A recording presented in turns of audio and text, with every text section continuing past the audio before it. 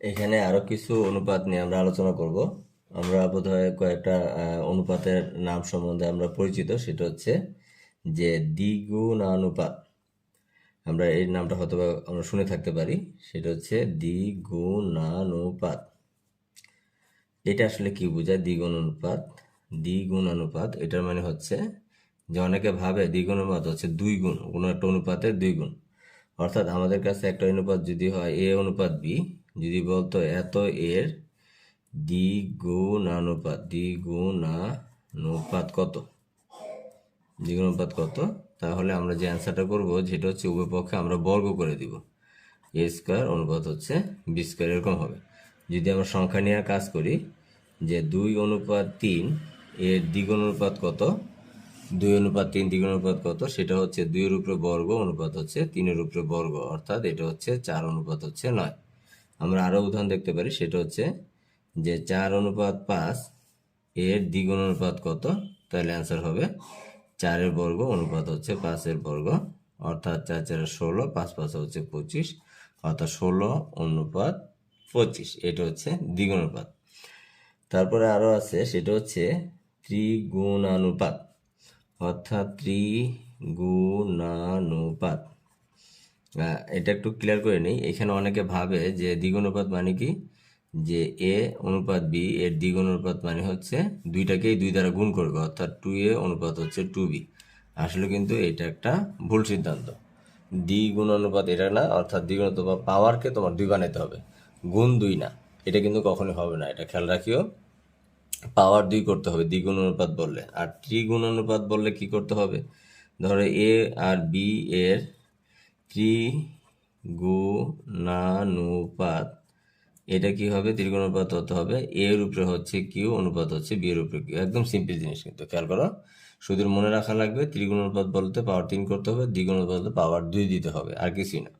তো সংখ্যা নিয়ে যদি কাজ করি 2:3 এর ত্রিগুণ অনুপাত কত আসবে, তাহলে 2 এর উপরে পাওয়ার 3 অনুপাত হচ্ছে 3 এর উপরে পাওয়ার 3, অর্থাৎ এখানে আমরা যে অ্যান্সারটা পাচ্ছি সেটা হচ্ছে 8 অনুপাত হচ্ছে 27। তাহলে 2 3 এর ত্রিগুণানুপাত হচ্ছে 8 অনুপাত হচ্ছে 27। তো এরকম ভাবে আমাদের অনেক সময় শর্ট কোশ্চেনে এগুলো আসে থাকে, তো এগুলো অনেক সময় ভুল করে থাকি, যার কারণে আমি এই বিষয়টাকে একটু তোমাদের মনে করানোর জন্য এখানে দিলাম।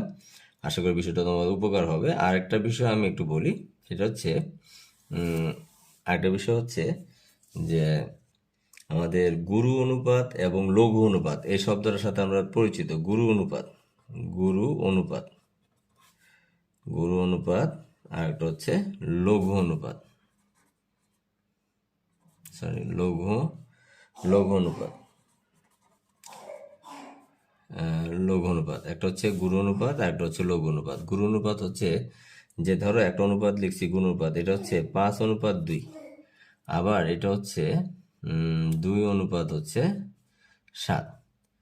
আচ্ছা, তাহলে দেখো এই দুটো অনুপাতের মধ্যে হয়তো মনে হবে দুইটাই অনুপাত লিখছি, এমন কি আছে পার্থক্য? পার্থক্য একটু আছে। দেখো এইখানে প্রথম অনুপাতটা অর্থাৎ পূর্ব অনুপাতটা অর্থাৎ পূর্ব রাশিটা বড় আর উত্তর রাশিটা হচ্ছে ছোট। আর এখানে দেখো পূর্ব রাশিটা হচ্ছে ছোট, উত্তর রাশিটা হচ্ছে বড়। আচ্ছা, গুরু অনুপাত মানে হচ্ছে পূর্বে যে থাকবে অর্থাৎ সামনে যে থাকবে, অর্থাৎ গুরুরা সামনে থাকবে অর্থাৎ বড়রা সামনে থাকবে, এটা হচ্ছে গুরু অনুপাত। ঠিক আছে, গুরু অনুপাত হচ্ছে যে এটা কি থাকবে, বড়টা আগে থাকবে ছোটটা পরে থাকবে। আর লঘু অনুপাত যেটা থাকবে সেটা হচ্ছে যে ছোটটা আগে থাকবে আর বড়রা পরে থাকবে, এটা হচ্ছে লঘু। অর্থাৎ ছোট যদি আগে থাকে সেটা হচ্ছে লঘু, আর হচ্ছে বড়রা যদি আগে থাকে সেটা হচ্ছে গুরু অনুপাত। অর্থাৎ এই গুরু অনুপাতটাকে আমরা যদি প্রশ্ন এরকম আসবে যে নিচের কোনটি লঘু অনুপাত, তাহলে তোমরা বুঝবে লঘু কোনটা হবে। লঘু হবে সামনে হচ্ছে ছোট, পরে হচ্ছে বড়, পরেরটা হচ্ছে বড়। মনে করো 1:6, এটা হচ্ছে তোমার লঘু অনুপাত। আবার 3:2, এটা হচ্ছে আবার কি গুরু অনুপাত। কেন গুরু অনুপাত? কারণ এখানে হচ্ছে বড়টা আগে আছে, অর্থাৎ মুরব্বী যদি সামনে থাকে সেটা হচ্ছে গুরু, গুরুরা সামনে থাকে, এবার মনে রাখবা।